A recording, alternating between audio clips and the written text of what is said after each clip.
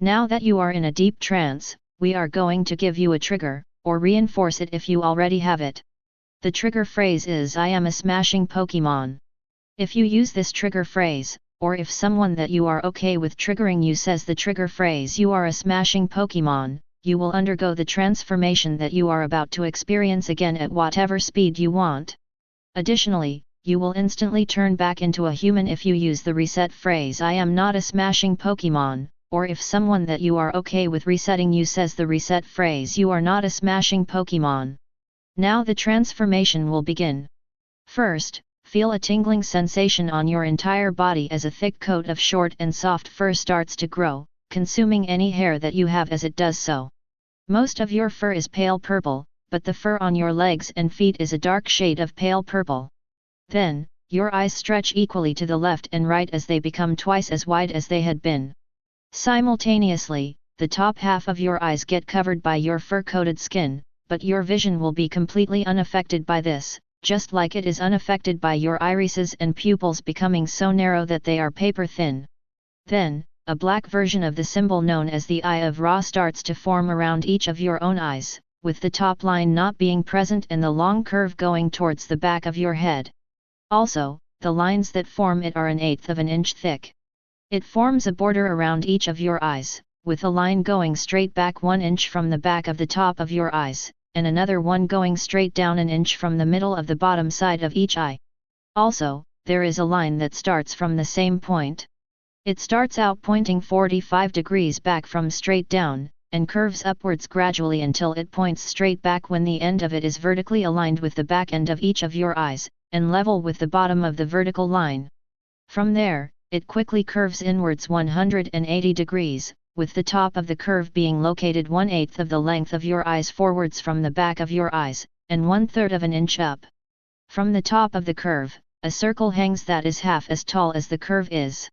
Next, your finger and toenails disappear, the fur and skin that replaces them leaving behind no trace of their existence.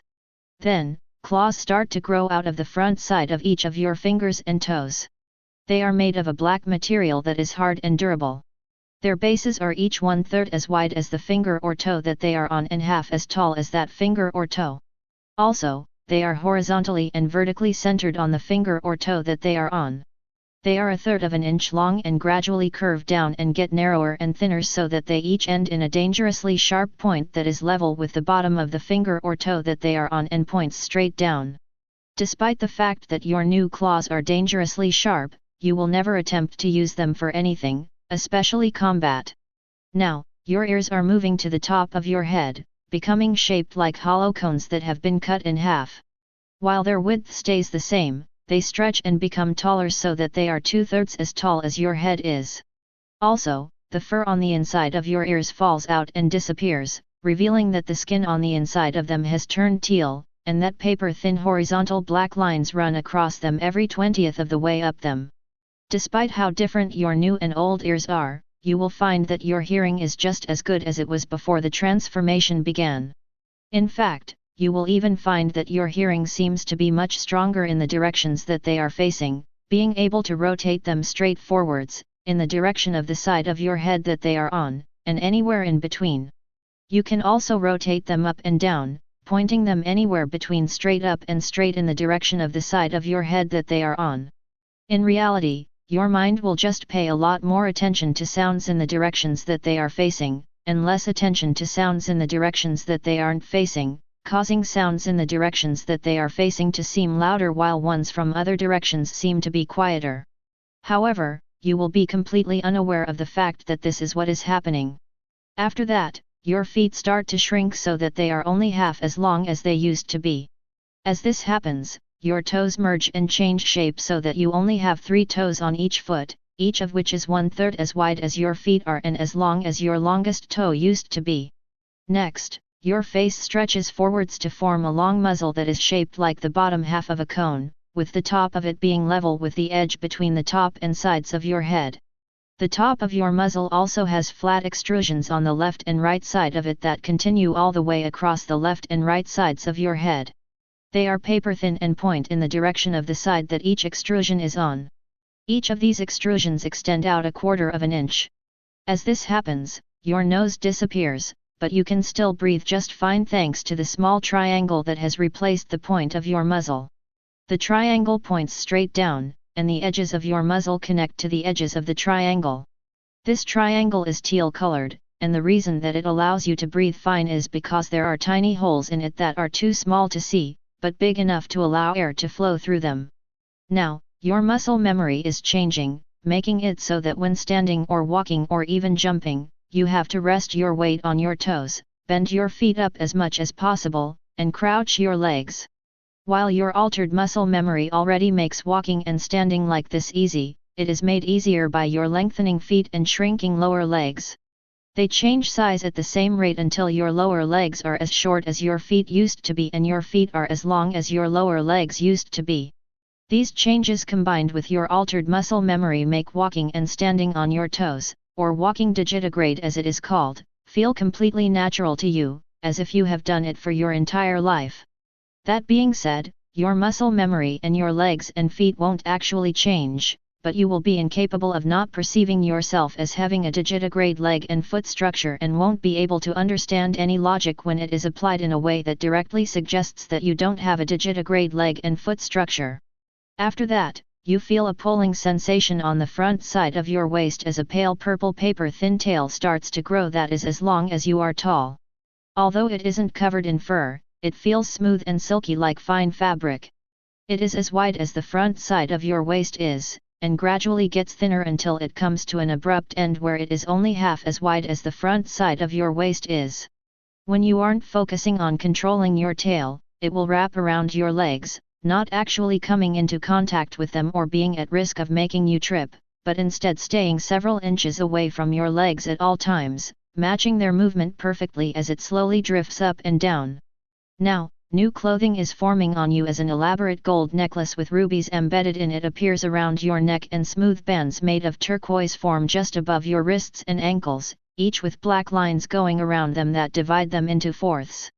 Then, a long and soft linen bandage forms around your waist, wrapping around it a few times, with the end of it wrapping around your thigh and hanging loosely behind you. Despite how loose your bandage is, it will never fall off.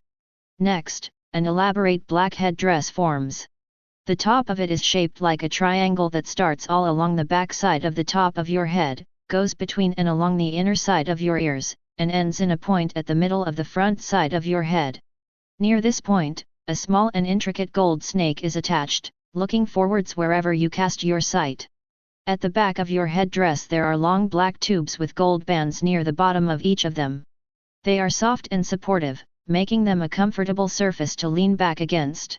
The two on the outer side of it are only as tall as your head is and wrap around it slightly, while the other ones flow down your back and reach your waist, giving you the illusion of having hair.